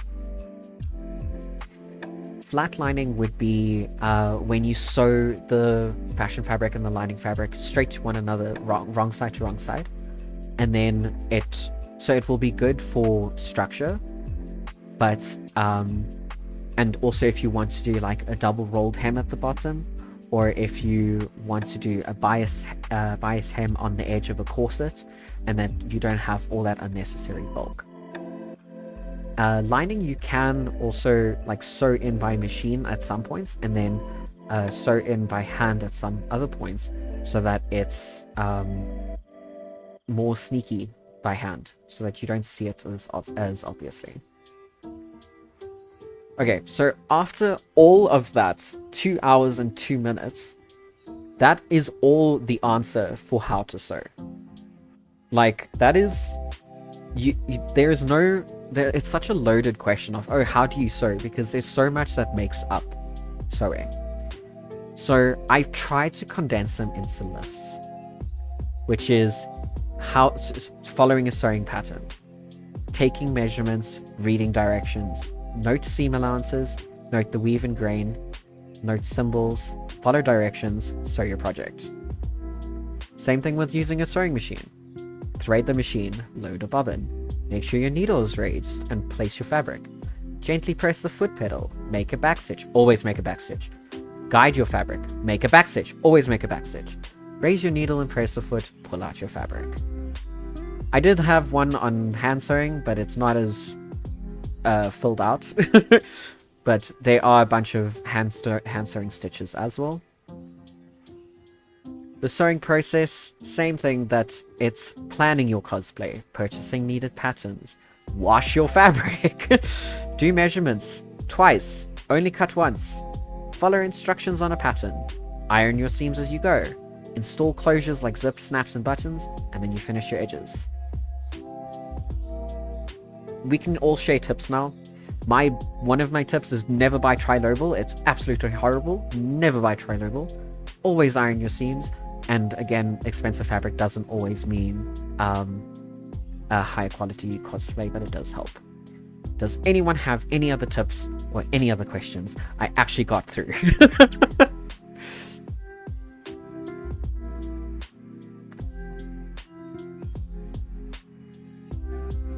Several people are typing. If you're tired and you keep making mistakes, go to bed. Me, just in general. I keep making mistakes, so I'm going to bed.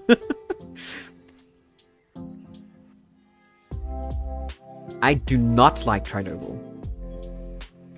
It when you stretch it, it does that ugly puckering thing. No, do not like. Do not like. Do not like.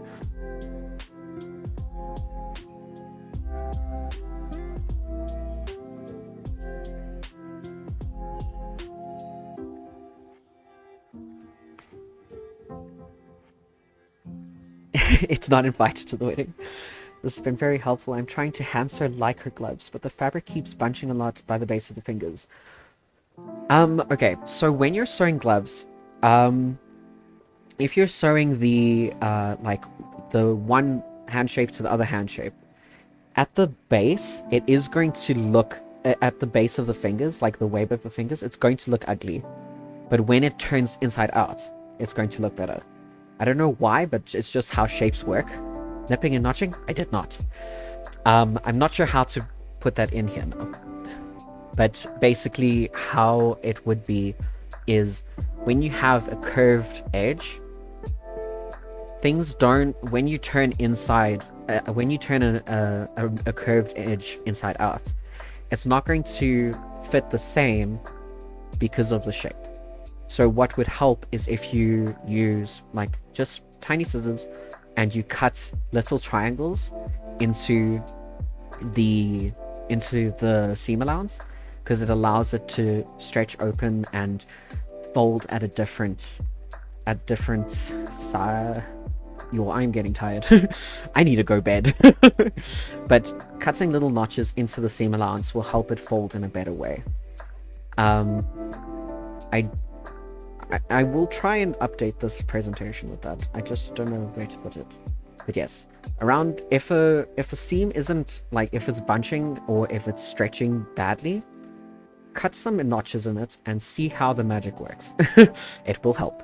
Obviously don't cut too close to the stitch line because then it's going to just disintegrate. But cutting notches will definitely help you.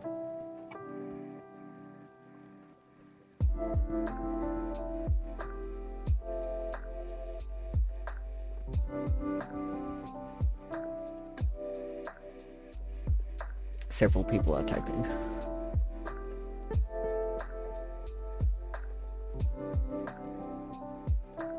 Okay, it makes sense. I'm glad.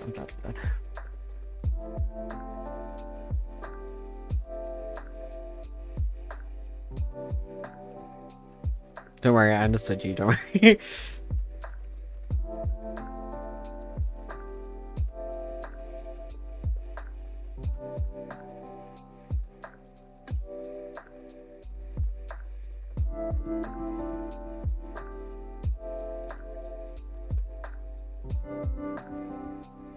Okay, I am going to stop sharing.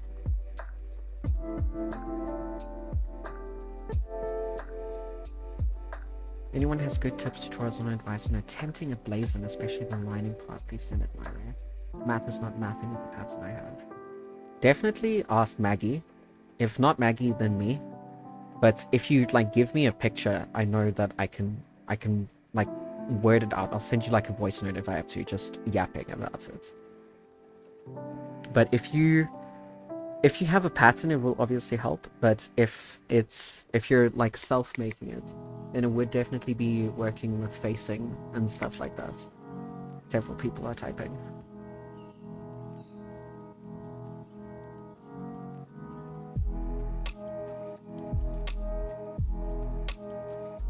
One last question. For the corners by the base of the fingers, should I use round edges or more of a V shape? Okay, so because it's such a delicate point, you're going to make a slight rounded edge, but try very hard to not put the stitch too close to the edge of the fabric, if that makes any sense. It is going to look weird, like when you turn it inside out, it's going to look so weird and frumpy, but when you put it on your hand, it's going to look fine. It's fine. But it, just because of how the shape works, it's going to look frumpy when it's off a hand.